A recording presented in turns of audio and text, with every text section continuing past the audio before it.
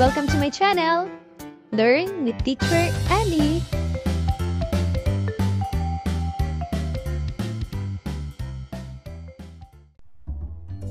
Matatag Curriculum, Makabansa, Grade 1, Quarter 2, Week 8, Pagpapahalaga sa papel at tungkulin ng mga kasapi sa pamilya. Pamantayang pangnilalaman, nauunawaan ang mga bahaging ginagampanan at tungkulin bilang kasapi ng pamilya. Pamantayan sa pagganap, nakagagawa ng likhang sining na nagpapakita ng papel at tungkulin ng mga kasapi ng pamilya. Kasanayang pampagkatuto, napahahalagahan ang papel at tungkulin ng mga kasapi sa pamilya. Simulan na natin mga bata. Day 1, na ilalahad ang mga pamamaraan ng pagpapakita ng pagmamahalan at respeto sa bawat kasapi ng pamilya, at na ibabahagi ang karanasan sa sariling pamilya tungkol sa pagmamahalan at pagbibigay respeto sa mga kasapi nito. Basahin natin ng sabay-sabay. Tungkulin, kalusugan, kaligtasan, kalinisan. Paano nakagagaan ng buhay ang pagtutulungan ng magkakapamilya?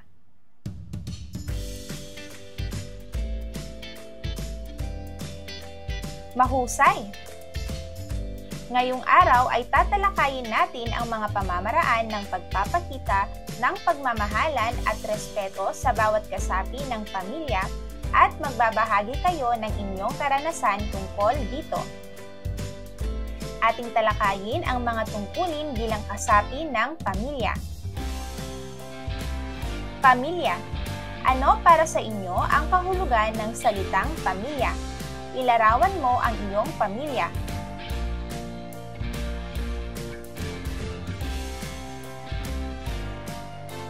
Mahusay! Tayo ay magkakaroon ng isang pangkatang gawain. Pangkatin ang klase sa 6. 3 grupo ang magpapakita ng kanilang sagot sa tanong number 1 at 3 grupo ang magpapakita ng kanilang sagot sa tanong number 2. Ito ay gagawin sa pamamagitan ng 2 minutong skit. Ano nga ba ang isang skit? Ito ay isang maiksing palabas na naglalayon magbigay ng impormasyon tungkol sa isang bagay. Narito naman ang mga katanungan. Una, sa paanong paraan ninyo na ipapakita ang pagmamahal sa inyong pamilya? At pangalawa, sa paanong paraan ninyo na ipapakita ang pagbibigay respeto sa inyong pamilya?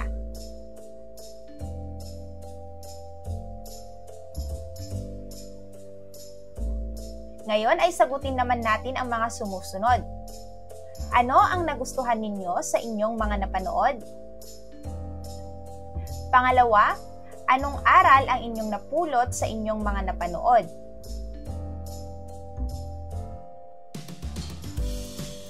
Mahusay mga bata! Ngayon ay kumpletuhin ang sumusunod na mga pangungusap.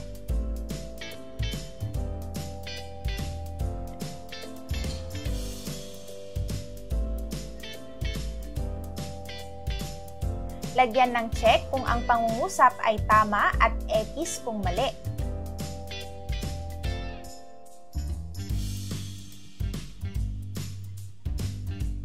Sumulat ng isang pangungusap o parirala na nagpapakita ng pagbibigay respeto sa pamilya.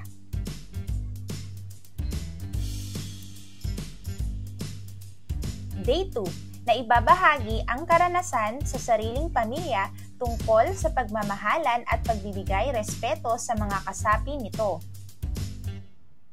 Paano natin ipinapakita ang pagmamahal sa ating pamilya?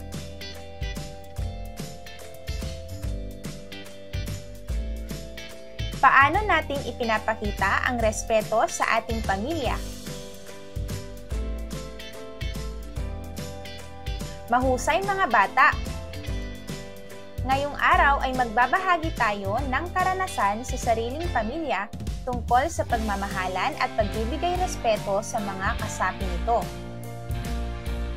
Pagbasdan ang mga larawan sa ibaba at sagutin ang mga tanong.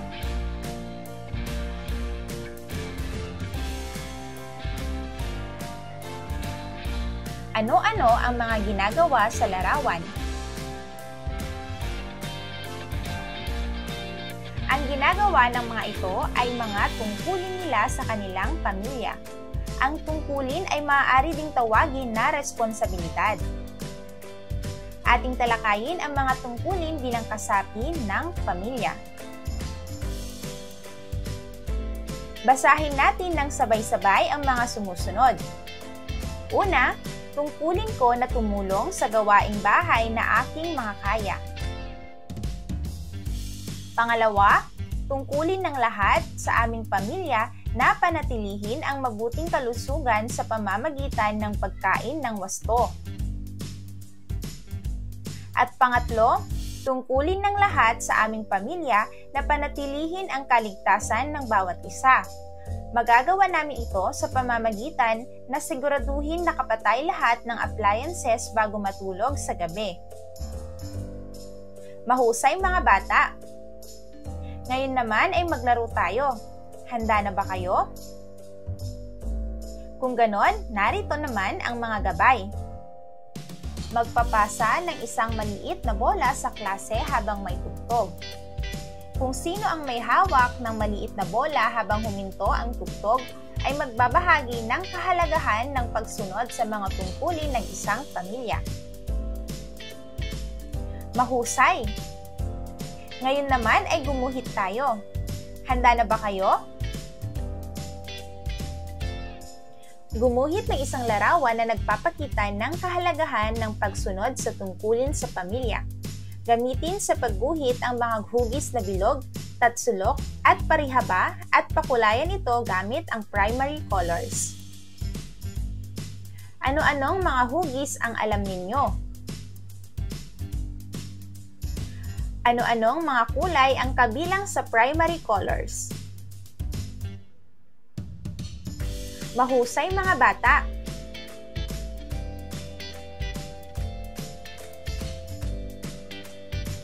Ipakita ang larawan na inyong ginuhit at kinulayan.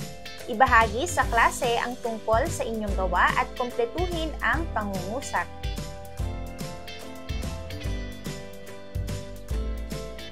Mahusay! Kumpletuhin ang sumusunod na mga pangungusap.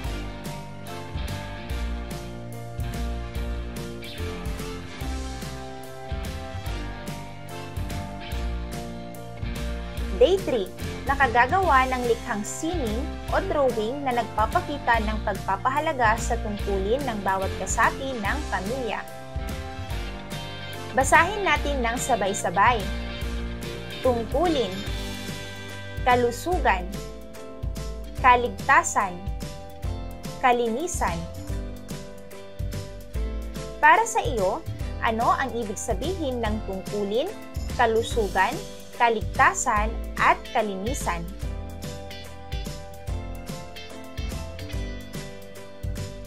Mahusay mga bata!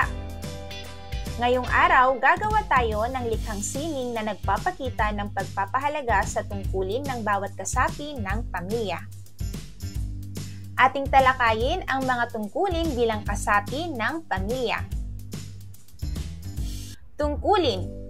Ano para sa inyo ang kahulugan ng salitang tungkulin? Gamitin ito sa pangungusap.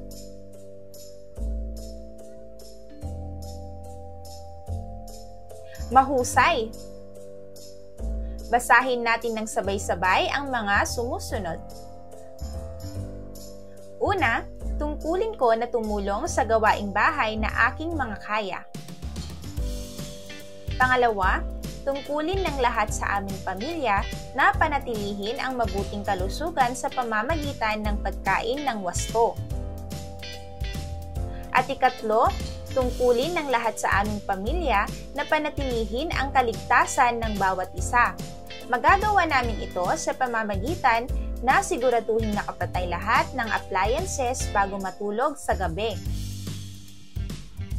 Mahusay mga bata! Ngayon naman ay gumuhit tayo. Handa na ba kayo? Iguhit ang miyembro ng inyong pamilya habang ginagampanan ang kanilang tungkulin.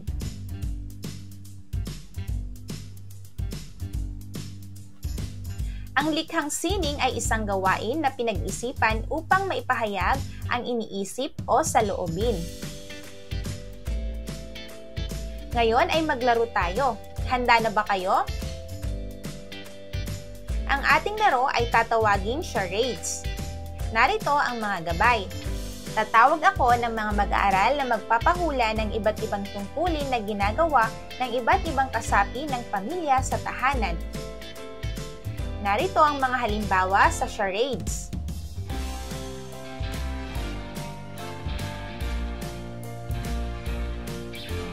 Mahusay mga bata! Ngayon naman ay kumpletuhin ang sumusunod na mga pangungusap.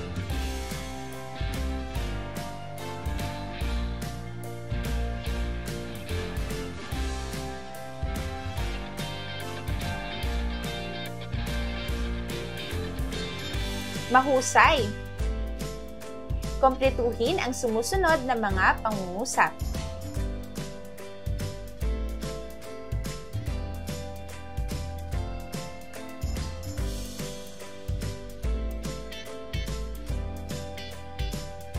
Lagyan ng check kung ang pangungusap ay naaayon sa pinag-aralan tungkol sa papel ng bawat miyembro ng pamilya at X kung mali.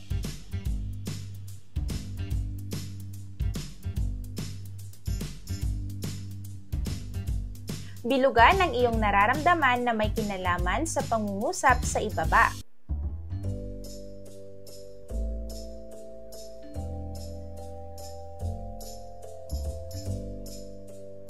Day 4, na ibabahagi ang ginawang likhang sining sa klase. Mga bata, ano ang pagkakaunawa natin sa salitang tungkulin? Mahusay! Ngayong araw ay magbabahagi kayo ng tungkol sa inyong likhang sining ng inyong pamilya sa pamamagitan ng pagkukwento sa klase. Ating talakayin ang mga tungkulin bilang kasapi ng pamilya. Ating basahin ang kwentong Matulunging Bata. Ang mabait, masipag, maalalahanin at mapagmahal na bata ay tumutulong ng kusa sa bahay, di lamang para sa sarili, kundi pati sa mga magulang at mga kapatid. Mga bata, basahin ang salita. Para sa inyo, ano ang ibig sabihin ng salitang kusa?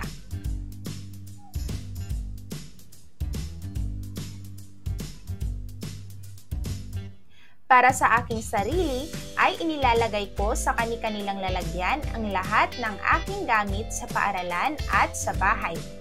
Sa ganitong paraan, hindi ako maghahanap at mag-aaksaya ng panahon lalo na kung nagmamadali ako.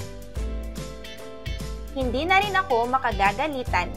Laging nasa lugar ang mga libro, notebook, lapis, pentel pen, pad paper, school bag, payong, sapatos at lahat-lahat na. Walang kakalat-kalat. Mga bata, basahin ang salita.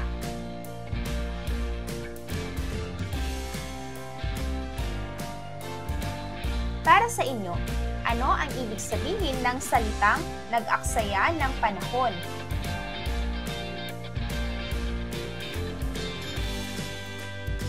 Mga bata, magbigay nga kayo ng halimbawa ng nangyari sa kanila na sa tingin nila ay nag-aksaya sila ng panahon at paano kaya nila ito maiiwasan.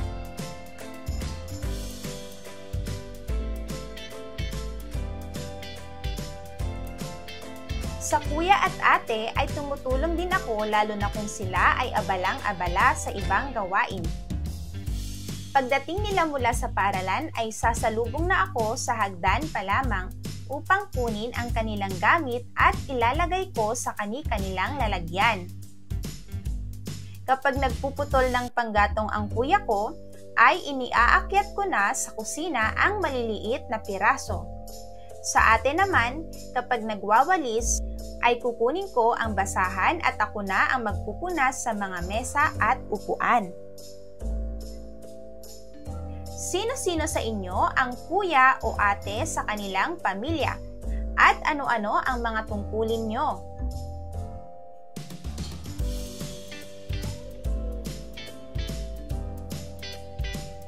Si tatay at nanay ay wala. Sila ang gumagawa para sa amin. Ay mayroon pala. Sabi ng nanay na malaking tulong daw sa kanila ni tatay kung kaming magkakapatid ay masunurin, masipag, magalang, at malinis.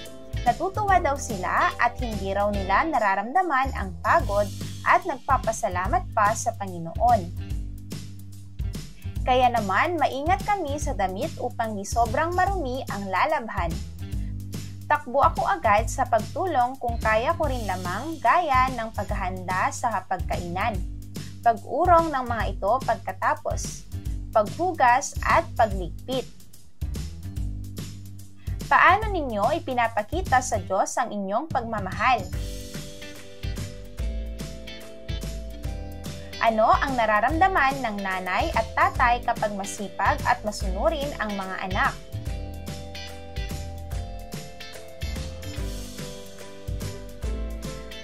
Ang dami pag nakagawian ng isang bagay ay walang mahirap at napakasarap sa pakiramdam pakinggan ang "Ay salamat, mabait at matulungin ang aking anak." Ngayon mga bata, basahin ang salita. Ano ang ibig sabihin ng salitang nakagawian? Ano-ano ang magagandang bagay na nakagawian na nilang gawin para sa kanilang pamilya?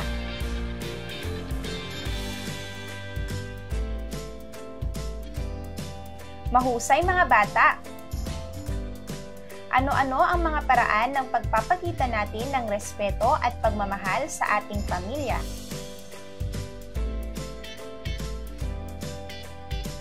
Ano-ano ang mga paraan ng pagsunod sa tungkulin sa pamilya?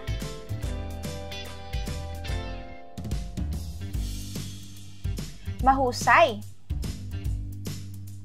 Ngayon ay ipakita ang inyong mga gawang likhang sining kahapon.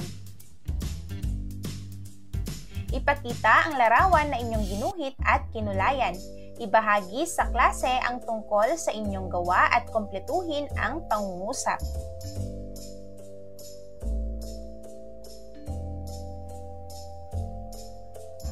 Mahusay mga bata! Tandaan mga bata, mahalaga na bawat membro ng pamilya ay ginagampanan ang kanilang tungkulin upang mapaginhawa ang buhay ng bawat isa't isa.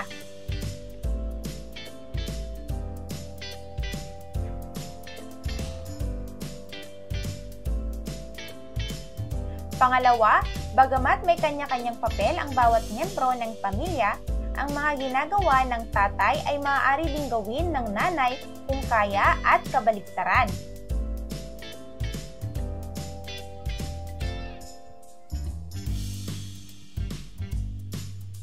Pangatlo, bagamat may kanya-kanyang papel ang bawat miyembro ng pamilya, ang mga ginagawa ng ate ay maaari ding gawin ng kuya kung kaya at kabaligtaran.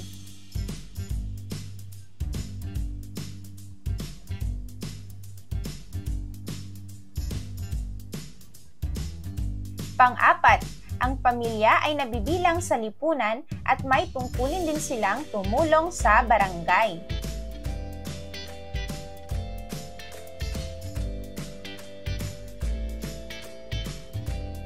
Ngayon naman ay pumalakpak ng 3 beses kung kayo ay sang-ayon.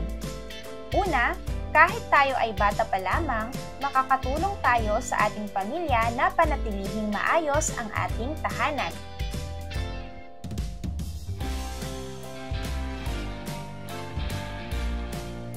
Pangalawa, ang ating mga ate at kuya lamang ang dapat maglinis ng bahay.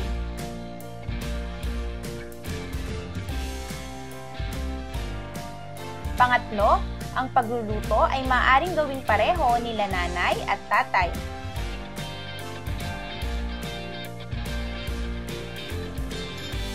At pang-apat, ang pagkukumpuni ng sasakyan ay maaaring gawing pareho nila nanay at tatay.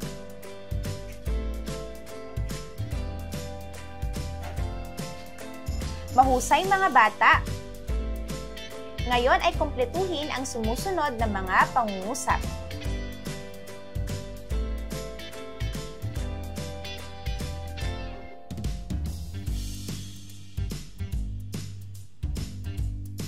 Day 5, ika-4 na lagumang pagsusulit. Mahusay mga bata! End of week 8. Thank you for watching! Also, don't forget to like, share, subscribe, and click the notification bell for you to be updated on our latest videos. See you on our next lesson. Goodbye!